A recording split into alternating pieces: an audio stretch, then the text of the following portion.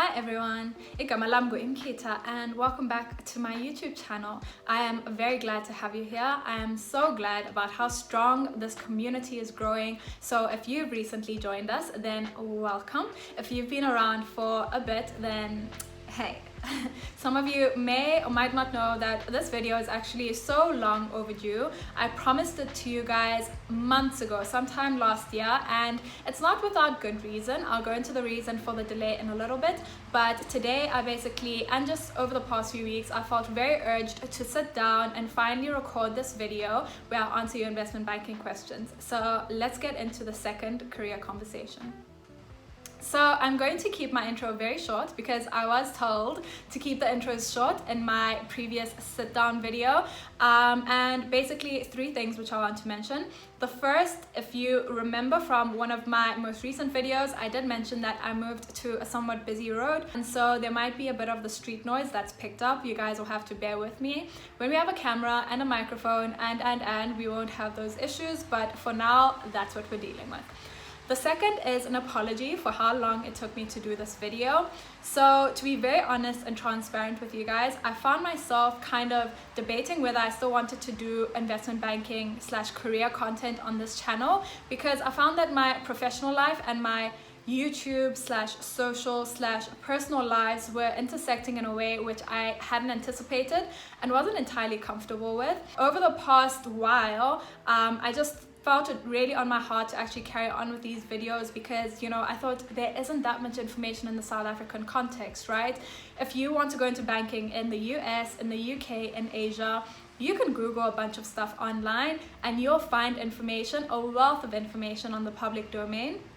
But in South Africa, if you don't know someone or know someone who knows someone, it becomes very difficult to find out the things which you're most curious about. So I wanted to, you know, continue to shed light on that on this channel in a helpful, informative way, because 3 years ago, just over 3 years ago, I was in a position where I wanted all of this information. I didn't know where to get it from. I couldn't get it from YouTube at the time. So if it could be helpful to someone who's in that position now, then I will have achieved the purpose. And what's the third thing? Oh, the third thing is that you guys shared a number of questions, quite a long list of questions. So I do anticipate that this video might potentially be 2 parts, and this is part 1 of 2.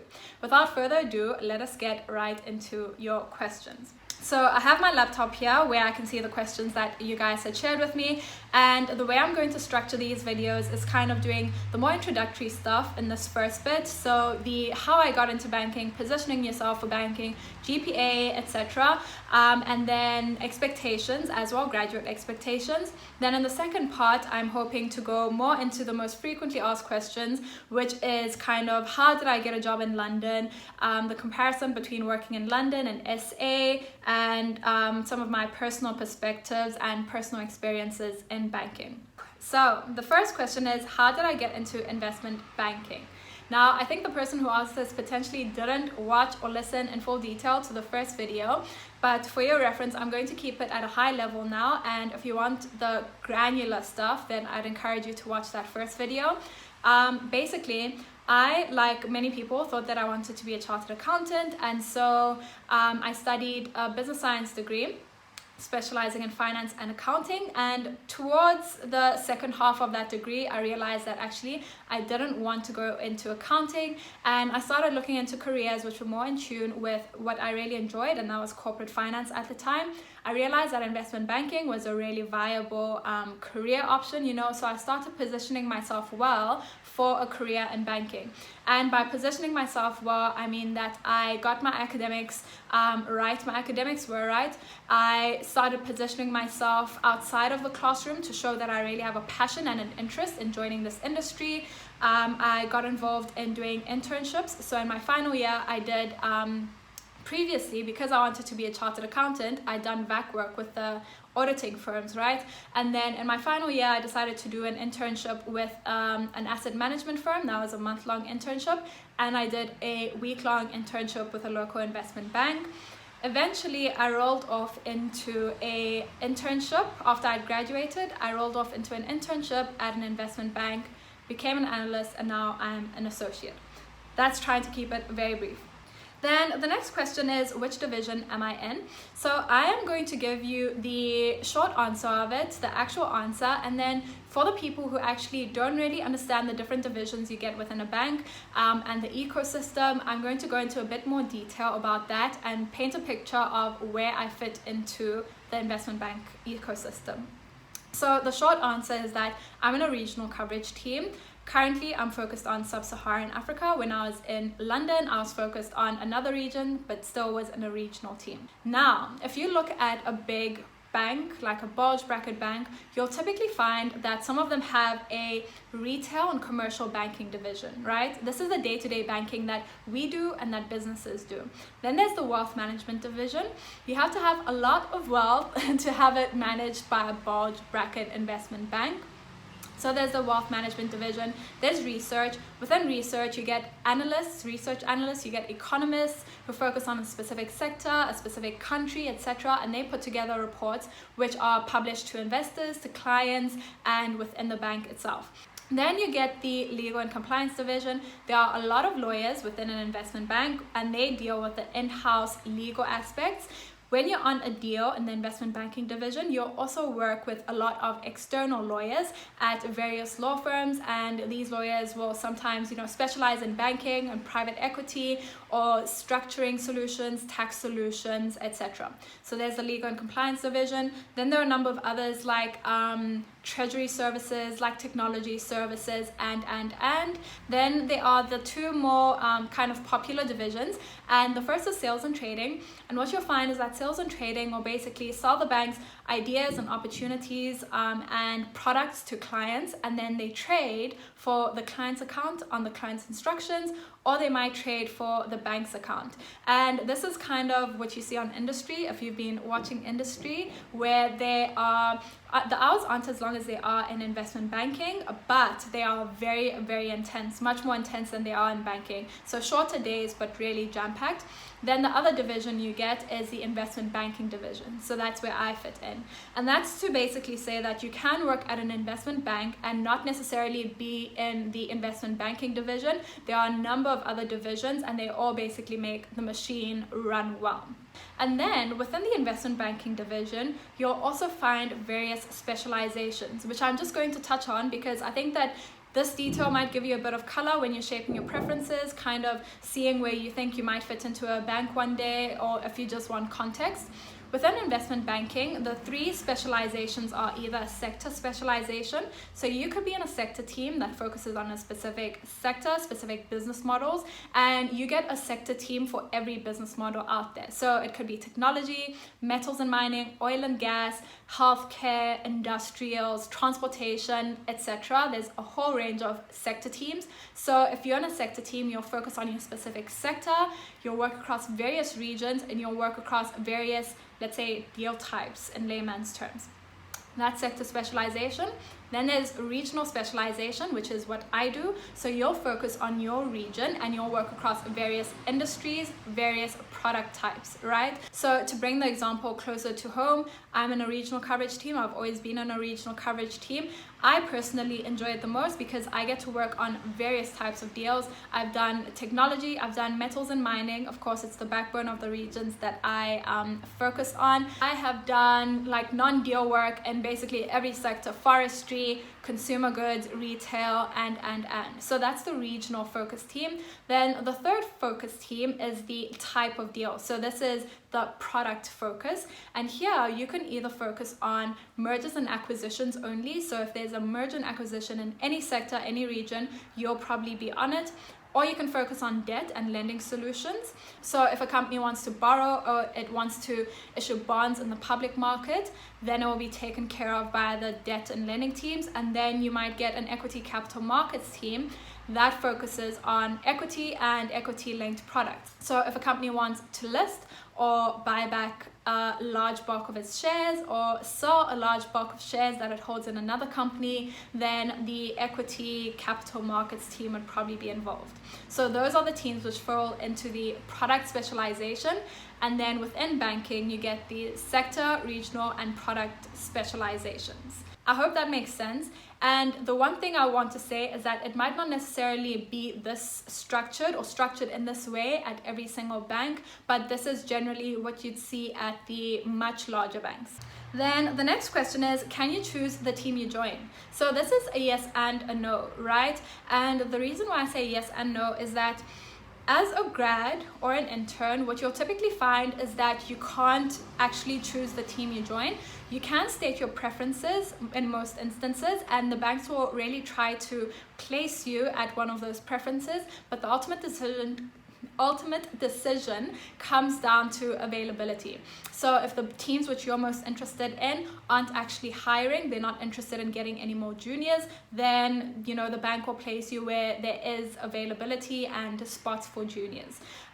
So yeah, you'll typically state your preferences. They'll try to match the preferences with where you eventually land. May be the case that you get a preference, may not be the case. Then the other thing is, after a year or 2 or 3, as you gain experience and you gain a reputation within a bank, you might find that there are opportunities for you to move to the team which you're most interested in if you're not already in that team. At some banks, this is a formal process where after 2 or 3 years, the promotes get the opportunity to rotate to any team that they're interested in where there's availability again. And then at other banks, it might not be such a formal process and you might have to do a bit more negotiation around it. But generally, you can move between teams once you've gained more experience. Then the next question is, what did I study? I think I answered this. So I did a business science degree specializing in finance and accounting. Then what subjects did I take in high school and did they help with my degree? I think this is cool because it's a high school student who asked me this, and I've had a few high school students reaching out to me, which is great because I had no clue what I wanted to do in high school. I thought I wanted to be a doctor and an engineer and an architect and what else, an astronomer so I took physics because I didn't know what I wanted to do and I wanted the optionality that physics provides. Obviously that didn't help with my degree because I went on to study finance and accounting. Then I took maths, and this is crucial because I think that you need pure maths to get into a business science degree, because a lot of the concepts which you learn are founded on pure maths concepts, as well as in the working world a number of the concepts are founded on that. Then the next subject I took was accounting. So on accounting, it was accounting and finance specialization, right? It did help, of course, but there are people who study accounting degrees who don't have an accounting background. You obviously have a lot more catching up to do compared to people who did accounting in high school, but it is absolutely possible to study accounting having not done accounting in high school. I think in our first year, what they did was they even had for accounting classes for people who had done accounting in high school and people who hadn't done accounting in high school, because obviously there was a lot more to teach and a lot more background to go into for people who hadn't done it prior. Then the last subject I took was economics. Economics, it kind of helped because we had economics courses in the first year and I think the third year, but to be very honest, it's not offered at all high schools in South Africa, and secondly, people who hadn't done economics in high school still fared pretty well, sometimes better than I did at economics. Then the next question is, how did I position myself for an investment banking career? I think I answered this in the previous question, the how I got into banking question, and my previous video. But essentially I positioned myself in terms of my academics, making sure that my academics were cream of the crop at a GPA level, and the more corporate finance specific subjects or courses that I was doing really well at those. I positioned myself by really showing an interest outside of the classroom, so I was part of the investment society. I went to every event that they had. I got really involved as a member of the society, and it's a great society to be in because it allows you a networking opportunity and just a network which you wouldn't get otherwise. So I was involved in that. I did try a bit of dummy trading, though admittedly I didn't do it as much as I would encourage someone to do it now, especially during holidays when you're not doing much. So I did dabble a bit in that. And then, I was also just genuinely trying to make sure that I was uplifting myself in my spare time by making sure that I was clued up on what was happening in the South African economy, in the South African deal space, and trying to get an understanding, not just, parrot learning what's happening on this deal, what this deal was, but trying to ask yourself questions and form your own opinions on that stuff. And the last thing I did was the internships. So like I said, I was doing auditing VAC work during my VACs prior to my decision to go into banking. Then I realized that I wanted to do banking, and I kind of switched gears when it came to my vacations. So I applied for some investment banking internships in my final year. I eventually landed an internship, which was just a week long at an investment bank, and then a month-long internship at an asset manager. Of course, the things you learn working for an asset manager are very different to what you are going to do on the job at an investment bank, but I still felt that I learned some soft skills and skills which I could transfer to banking when I was doing that asset management internship. And at the end of the day, the one thing I told myself was that I would rather do some internship in the finance space than to not be doing anything for that vacation at all. Then the next question is, can you enter investment banking with a non-finance background? And the answer is yes, you absolutely can. I think what you see in the South African space is that a number of the people with a non-finance background or degree will typically have done engineering, but in the more global space, people come from all types of backgrounds. People might have come from consulting, people might have an arts degree, people might have, I've met someone with a theology degree who got into banking. You definitely can enter investment banking with a non-finance degree, but I'll be very honest with you, I think that you obviously have a steeper learning curve than someone who studied these concepts in university. You have to teach yourself quite a bit more, and you have to kind of get to the level which someone with that background has, because at the end of the day, in interviews, and on the job, you need to be able to do the work, right? In interviews, you need to be able to speak on valuations and corporate finance concepts in general and show a great understanding. So there's a lot more work for you to do on your own. I guess there are also corporate finance crash courses or short courses which you can do to better that understanding. Something that others might do with a non-finance degree is they will write and pass CFA level 1, because a bunch of the concepts that you do in that exam and the preparation for that exam are similar to what you're learning in university. So the short answer is yes, but there's a steeper learning curve. Then the next question is, if you completed your studies in your late 20s, or if you make a career change, can you still thrive in banking, or are you too old? I think the person who asked this specifically mentioned being 27, and you definitely can enter banking in your late 20s. In South Africa, I think that what you'll typically see is that people will kind of study an undergraduate degree and get into banking, such as myself and a number of my peers in my year. Some people will do an undergrad and a postgrad and then come into banking.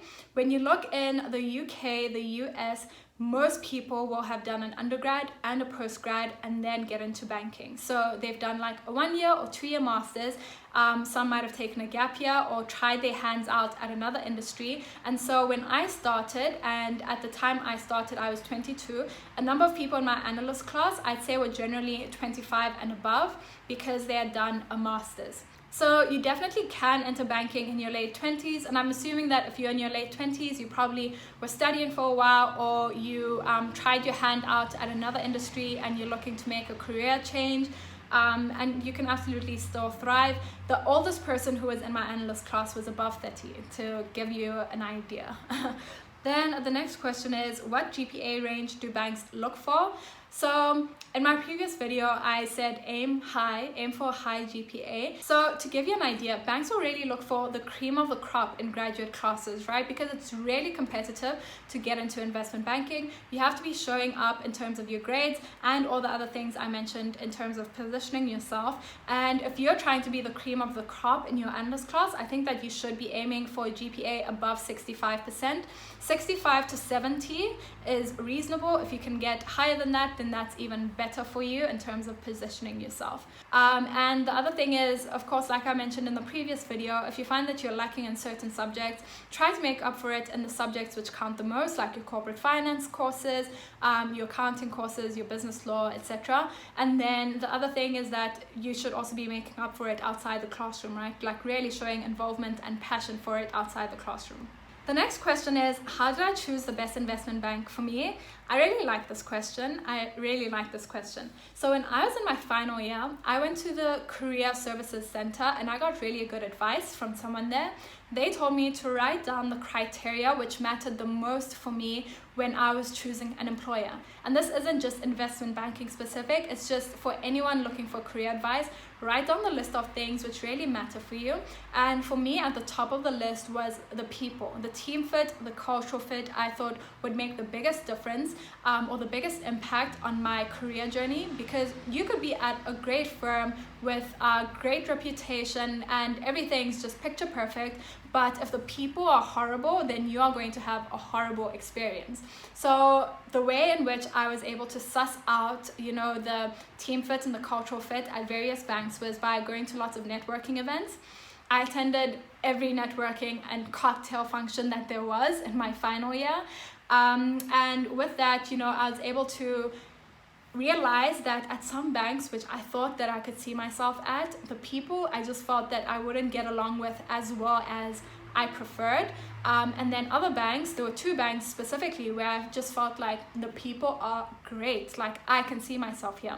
And one happened to be an international bank, one happened to be a local bank. So that's the thing which mattered the most to me, the people aspect. And like I say, there were 2 banks which I felt were pretty comparable when it came to the people criteria, right? And then I'm going to go into the other things which mattered for me and which ultimately made the decision.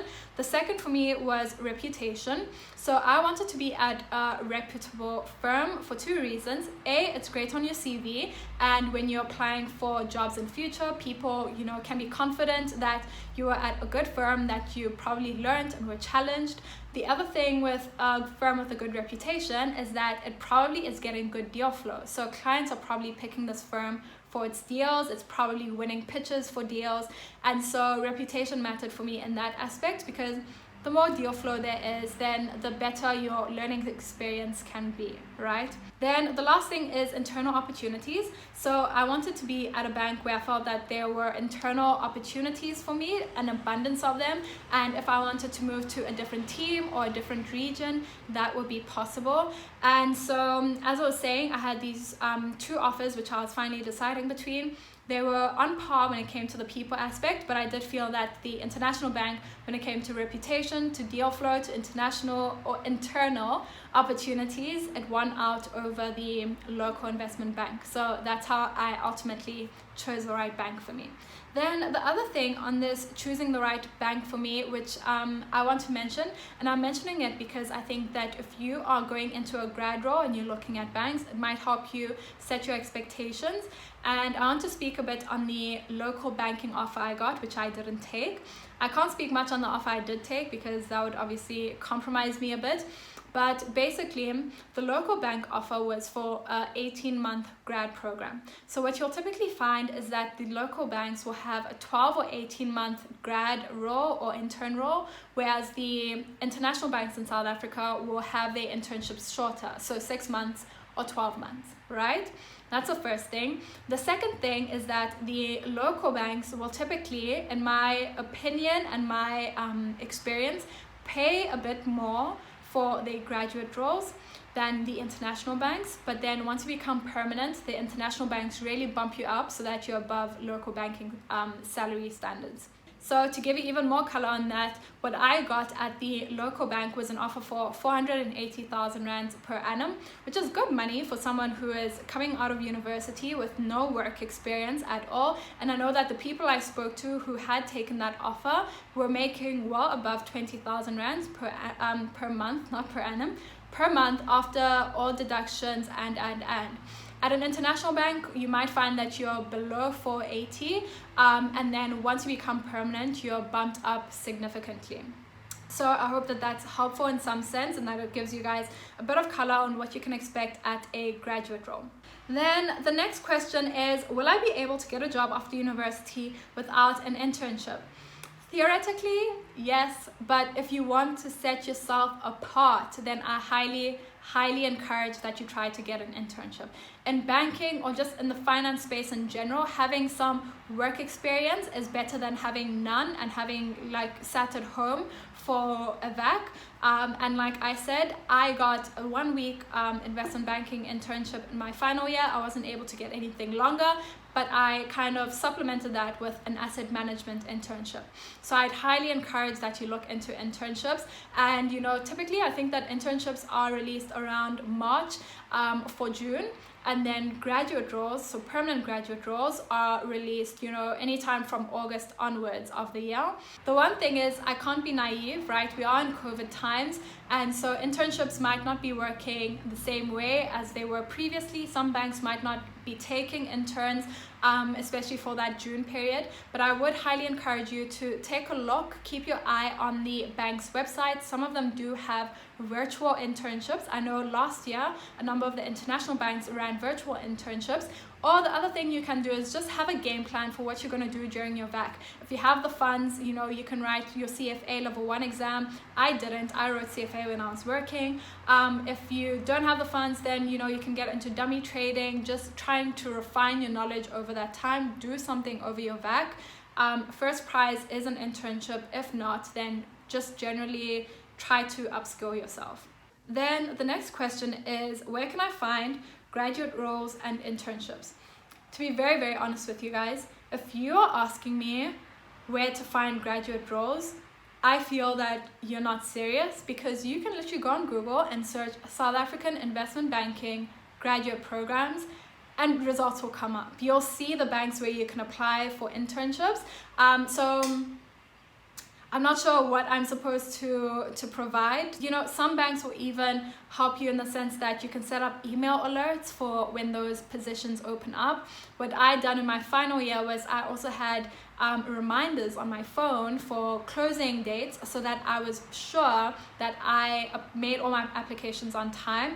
So I'd encourage you to do that and just do research. If you really want something, especially when it comes to banking or just anything in general in life, I think that you have to do the work and the research that is required in order to get it. And yeah, the information is there. You literally just need to go on Google and search for it.